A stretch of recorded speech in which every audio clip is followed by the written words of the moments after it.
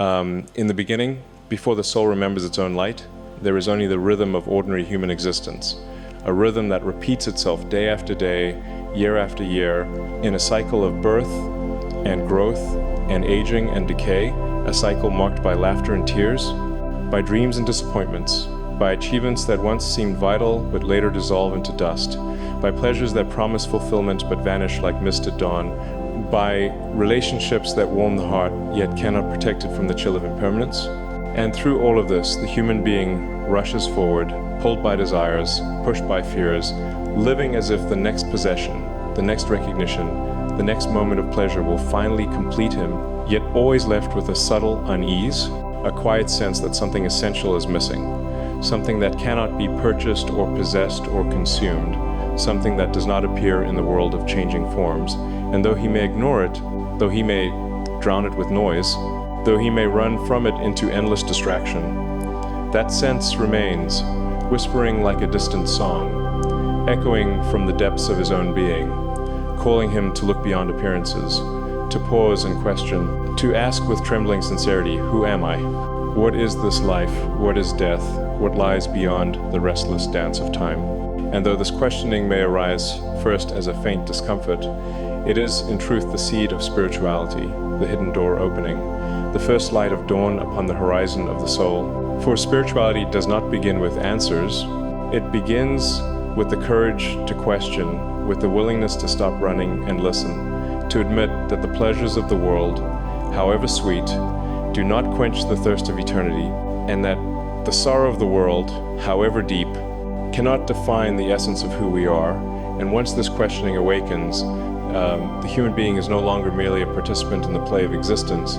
He becomes a seeker, a wanderer who may not yet know where the path leads, but knows in his bones that the path must be walked. And so the journey begins, halting, uncertain, fragile as a newborn flame in the wind, yet carrying within it the promise of infinite light. And at first, the seeker stumbles through confusion, for the world offers countless philosophies and teachings, rituals and scriptures, gurus and guides, each claiming to hold the key to liberation. And the mind, restless and conditioned by habit, does not know whom to trust or what to believe. It tastes from here and there, reading books, chanting words, sitting in meditation, serving in temples, and though each taste carries some truth, none feels complete, for the seeker is like a thirsty man drinking from many small streams, yet never finding the great river, and yet destiny, mysterious and merciful, always responds to sincerity, and the one who truly longs for truth is gradually drawn toward the presence of a guru, for without guidance, the path of spirit can become a labyrinth of concepts, an endless wandering in the forest of philosophies. But with the guru, the light becomes clear, the direction becomes certain, the heart finds its anchor, and here the seeker must understand. A guru is not a mere teacher of ideas, not a preacher of doctrines, not a dealer of blessings to be purchased with offerings. A guru is one who has walked the path to its end, one who has passed beyond ignorance into realization, one who has seen directly the eternal truth, and who, out of compassion, points the way for others to see it too. And the relationship with such a being is unlike any other. It is not of dependence, but of awakening, not of slavery, but of liberation, not of blind faith, but of living experience. For the Guru is the mirror in which the disciple sees his own true self reflected, the bridge across the ocean of illusion, the torch that lights the flame within. And history bears witness. Even the greatest beings sought their Gurus. Rama receiving wisdom from Vashishta, Krishna from Sandipani, Buddha sitting at the feet of Alara and Uddaka before transcending even their teachings, all showing that the highest cannot be reached alone, that guidance is the lore of the path. And so the seeker, humbled and open, bows before the Guru not in fear but in reverence, not to lose himself but to find himself, for surrender in the spiritual sense is not weakness but strength, not self-erasure but self-discovery.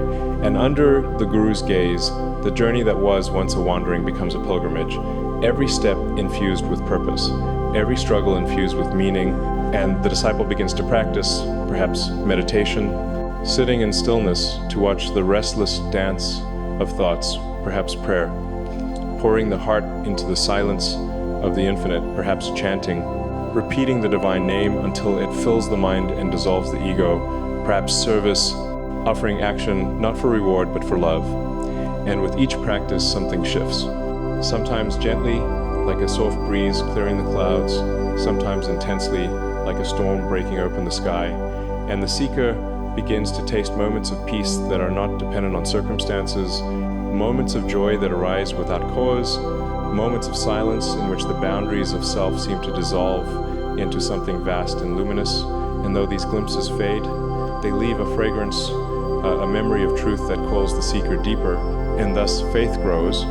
Not the faith of blind belief, but the faith born of experience, the faith that says, I've seen a glimpse, therefore I know the full light exists.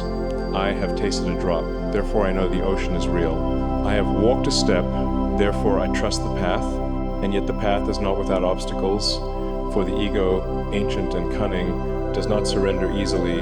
It rises again and again, tempting with pride, discouraging with doubt, luring with desires, frightening with fears, whispering, this is too hard, this is impossible. Return to the old comforts. But the Guru, visible or invisible, speaks within. Be patient, endure, surrender, trust, for every obstacle is part of the purification, every fall is part of the rising, every shadow is part of the dawning. And so the disciple learns perseverance, learns humility, learns to rise again and again, until slowly the chains begin to loosen, the habits of ignorance weaken, the inner light strengthens, and the seeker begins to realize that spirituality is not about escaping the world, but about transforming perception of the world. That the divine is not somewhere else, but here, in the very heart of existence. That liberation is not a prize to be gained in some distant heaven, but a truth to be realized in this very moment, in this very breath. And with this realization, the seeker steps out of the stage of mere longing and enters the stage of true transformation, the great journey from ignorance to wisdom, from bondage to freedom, from illusion to truth. And though the path ahead is long, the foundation is now firm, the direction clear, the flame lit, and the soul, once restless and lost, now begins to walk with purpose toward the infinite. And so, under the living flame of the Guru's guidance, the seeker who once wandered in confusion begins to walk with purpose. Yet purpose does not mean ease, for the path of spirit is not a smooth road paved with roses, but a rugged ascent through valleys of doubt and mountains of discipline, and every step tests the sincerity of longing, for the ego, subtle and ancient, does not vanish with the first glimpse of truth. It rises again and again in new disguises, whispering its demands, clinging to its desires, defending its illusions. And so the disciple discovers that spirituality is not only about light, but also about fire, the fire of purification that burns away attachments, the fire of discipline that melts laziness, the fire of truth that exposes hidden falsehoods within the self. And sometimes this fire feels like suffering, like loss, like struggle, but beneath it all is grace.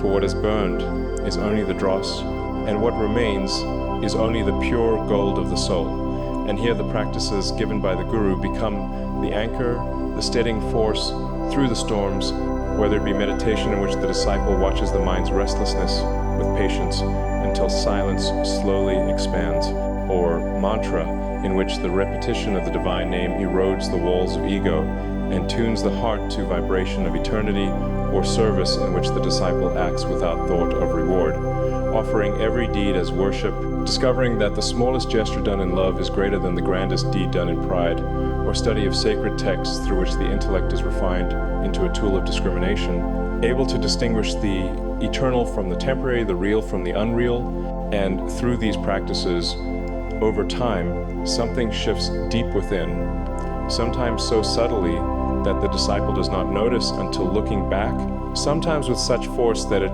feels like an earthquake shattering the old structures of identity. And in these moments, the disciple begins to taste glimpses of truth, not distant abstract truths, but living realities within moments of profound stillness where thought ceases and yet awareness shines brighter than ever. Moments of love that surge without cause and embrace all beings equally. Moments of insight in which the nature of self and world are seen with sudden clarity, as if veils have fallen away. And though these moments pass, they leave a fragrance that cannot be forgotten. And this fragrance becomes the fuel of faith, the assurance that the path is real, that liberation is not a myth, but a destiny already stirring in the heart. And yet, alongside these glimpses come trials, for the path is not linear but spiral. And just as the seeker rises, so too does he fall, confronted again and again with the old habits, the old attachments, the stubborn patterns of mind, and sometimes despair creeps in, whispering, "You will never succeed, you are unworthy, you are weak." But the Guru's presence, whether outwardly in word or inwardly in silent intuition, reminds the disciple, every fall is part of the rise, every shadow is part of the dawn, every obstacle is an invitation to deepen, surrender, for spirituality is not a performance of perfection, but a journey of transformation.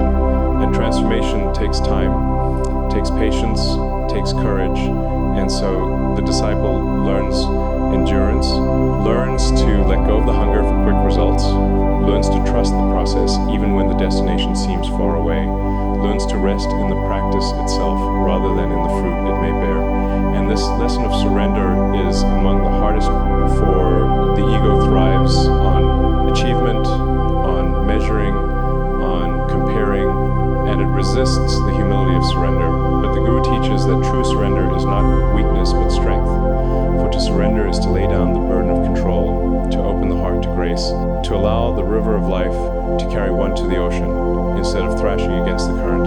And as surrender deepens, peace deepens, joy arises more naturally, compassion flows more freely, and the disciple begins to live differently in the world, not rejecting the world, but seeing it with new eyes, seeing every moment as divine play, seeing every being as a reflection of the one self.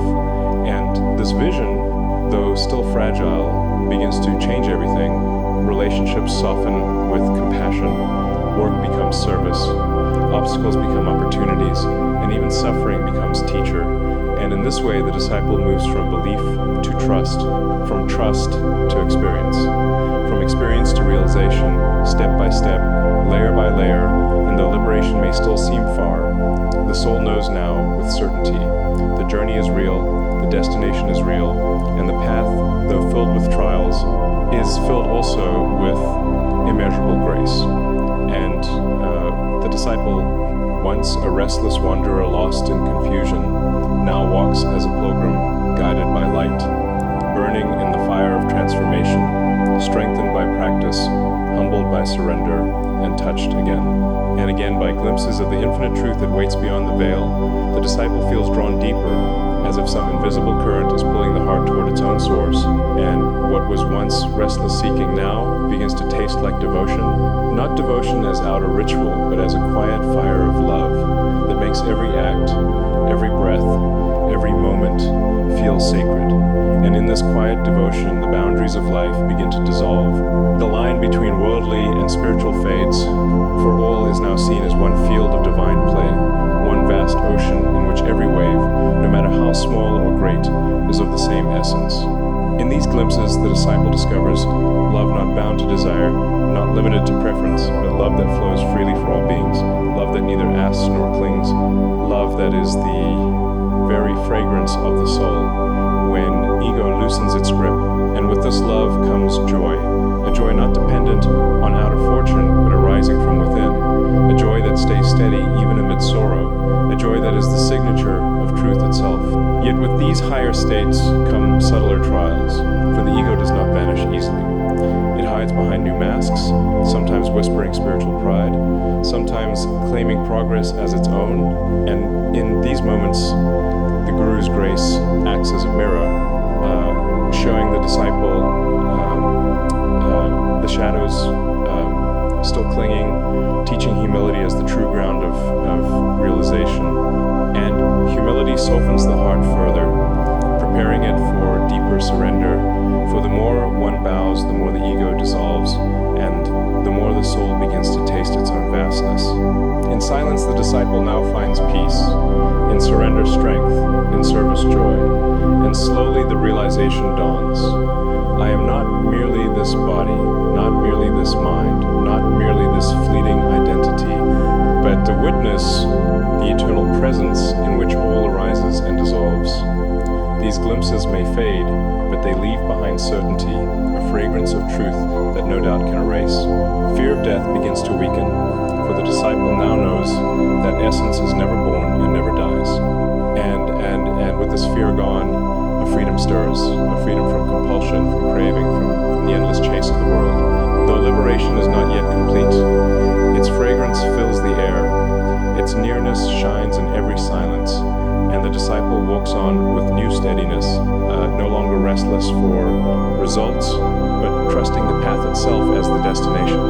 And as the disciple continues to walk the path with this growing steadiness, the inner current grows stronger, the longing deepens, and the call of the infinite becomes irresistible, not as a demand or a compulsion, but as the natural unfolding of the soul toward its own truth, as a bud must open into a flower, as a river must reach the sea.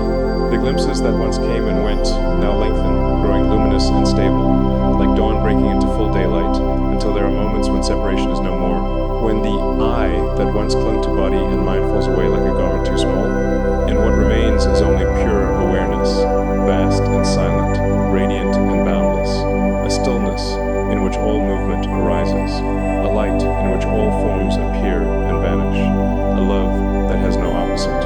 In that silence, the disciple knows without doubt the self is not a distant goal, but the very ground of all experience, not something attained, but something revealed when the veil of ignorance is lifted. The Guru's words that once seemed like distant truths now shine with direct clarity. Tatwam Asi, thou art that. Not as concept, but as living reality.